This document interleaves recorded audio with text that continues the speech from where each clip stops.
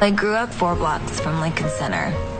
As someone who loved theater so much, I used to walk by and see the long lines into the opera and long lines into the ballet, and I would dream of being a performer. Over the years, as I got older, I became more rebellious. Sometimes I would sneak out, and I was kind of bad. I would go down to all kinds of places with my friends in the village. When I grew up by Lincoln Center, I wasn't able to access all of the things that were on the Lower East Side. And I wasn't in a school that was enriching me culturally in that way. It was like I needed to myself up and go lick the ground for a couple of years to understand New York City and understand a whole different side of the pavement.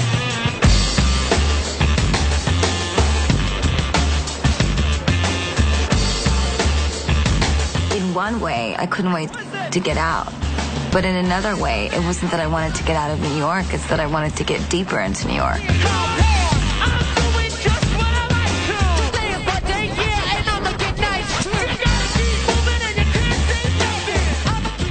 When I first moved down there, I just didn't have a lot of money to pay rent. I think it was $1,100 a month. And that was a lot of effing money to make. I go dance. I got a job as a waitress, and my dad paid half my month's rent for 3 months in a row until I got on my feet. And then he said, you have a year to make something happen, or I'm going to make you go back to school. What were you looking for? I wanted to live alone, live in solitude with my music, and read poetry and be overly dramatic about everything. And that's what I did. Do you remember what your first show was like? Remember I had on a big white hippie skirt, a green tube top, and I put a flower in my hair. I played a bunch of songs that nobody knew. I didn't give a I did like an hour-and-a-half set. Isn't that funny? My first show, what was I thinking? An hour and a half? Who gives a Nobody knows who you are. I was so delusional. I play for an hour and a half now. I have songs people want to hear. But back then I just thought to myself, well, if I'm a real professional, I will give off the illusion of professionalism, like I know what I'm doing. Always after the show, someone would go, you got some pipes. You really got some pipes. Or I like that one song, Hollywood. I like that song. There's this one song that I had called Hollywood. Hollywood, Hollywood.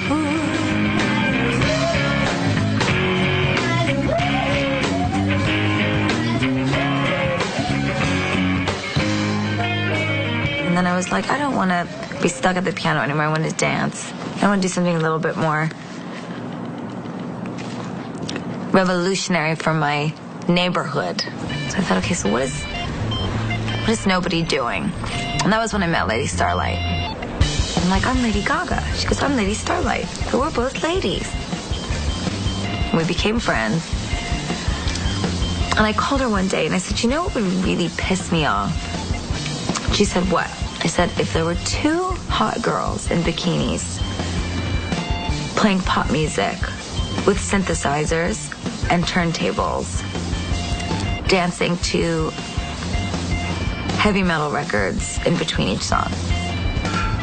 She goes, that would really piss me off. Let's do it.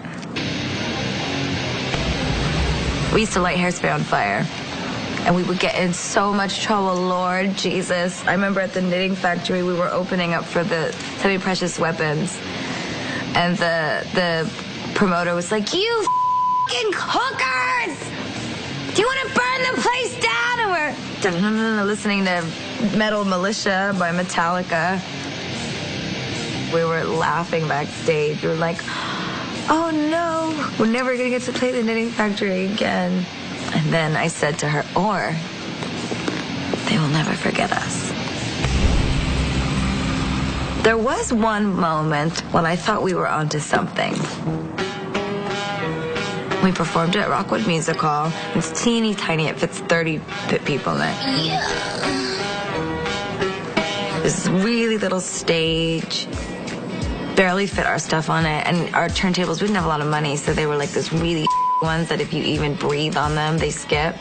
This was like super inexpensive, but nobody on the Lower East Side was doing anything even remotely like it. In fact, it was kind of uncool to be doing it, so it became cool because we were the only people doing anything like it. And we would plug in all these crazy party favors, and we would throw glitter, and we would dance in matching bikinis that cost us $4 to make. And I got dub plates pressed in Brooklyn with my beats on them, so she would spin the dub plates. I remember we were wearing Iron Maiden t-shirts. We'd made these hot pink fluorescent headbands. We were posed like this, and our song by Heavy Metal Kids, Hey Little Girl, came on. You got what it takes, you know what I want. And we used to just freestyle and try to match each other. We used to sometimes say we were a pop burlesque show. And I'll never forget it. I was in the middle of singing my song, Blueberry Kisses, Blueberry Kisses. My lips, they misses, oh yeah. And Colleen looked over at me and she goes, psst, Gaga. I looked at her and she goes, look outside. I looked outside and there was like at least 100 people in the streets with cameras out, staring through the window. She looked at me and she goes, something's happening. I don't know what it is, but something is happening. I just kept playing. I just remember my dad came and he got really, really upset. And he didn't talk to me for weeks. What was that like?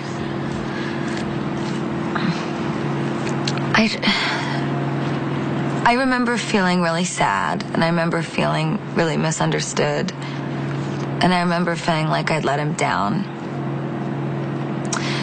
But then I also remember thinking to myself, someday he will understand why I did all of this. And I was right.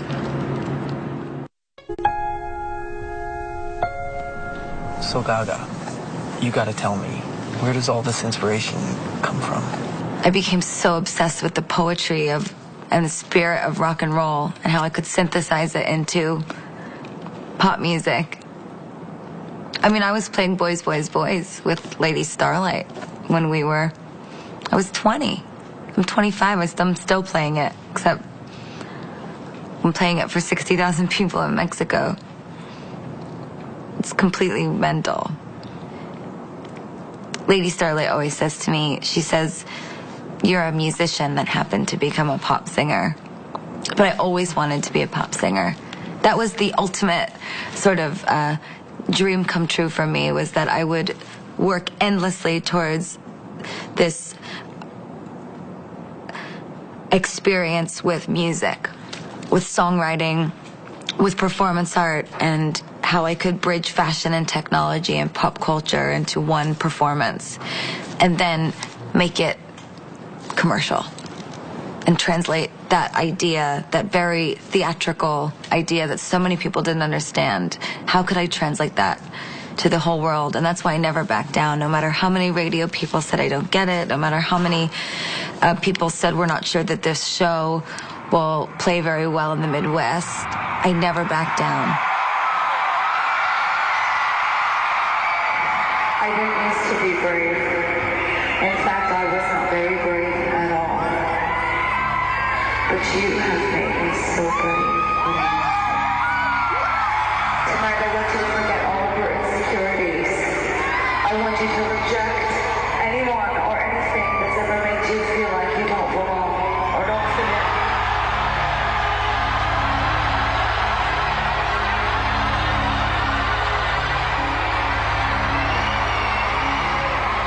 Maybe you feel like you'll never get an A on that test, or you'll never win.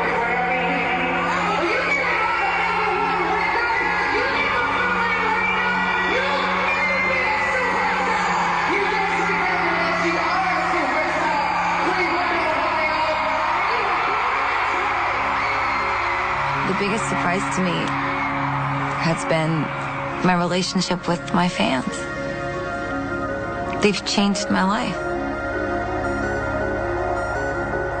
The fans are the thing that you can't learn. They were the instrument in the music that nobody taught me about. They're a giant disco ball, thousands of tiny little mirrors. The commercial success that I've had has been mind-blowing. I'm the girl that everyone said no and shook their head and said, I don't get it. I believe, like, we need failure to succeed. I mean, I can't learn from success. I need to fail. I remember when I got dropped from my first record label, I just said, Mommy, let's go see Grandma. And I cried on my grandmother's couch. She looked at me and she goes, I'm going to let you cry for the rest of the day. And then you have to stop crying and you have to go kick some ass. I've never told Beyonce this, but I remember laying on my grandmother's couch crying, and a Destiny's Child video came on. And I remember watching Beyonce and thinking, oh, she's a star. I want that. I want to be on MTV. And now I'm in music videos with Beyonce. In a way, there was something liberating about leaving because I was able to define my individuality for myself. I think so much of what I do as an artist is about that. From first to second and out of the third album, a lot of the sort of major theme that's carried through all three of them is that I define my own fame, I define my own existence, I define my own identity, I define my own beauty for myself. No one can define who you are.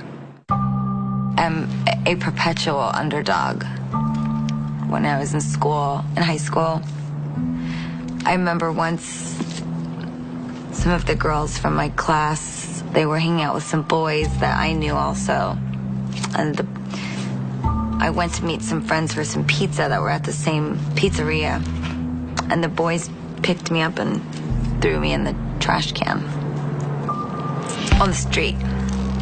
On the corner of my block while all the other girls from the school were leaving and could see me in the trash. And everybody was laughing, and I was even laughing. I had that nervous giggle. And I just remember like holding back the tears and the lip quivering and don't let them see you. And I remember even one of the girls looking at me like, are you about to cry? You're pathetic. That's what it felt like. You're pathetic. Are you about to cry? And I remember I didn't tell anybody. That's what I remember. I remember I didn't tell anybody. I remember I didn't want to tell my parents because it was too embarrassing. I think it didn't sink in with me how bullying affected me until later in my life. I knew that it affected me deeply, but it wasn't until a little bit later that I realized how much it affected me and how much it was still very present. I think it took me to get to know my fans and to see similar struggles in them for me to access that wound in myself. And I think that, in a way, the fans have been a key to my heart, unlocking things about myself that I didn't want to handle or deal with or address that make me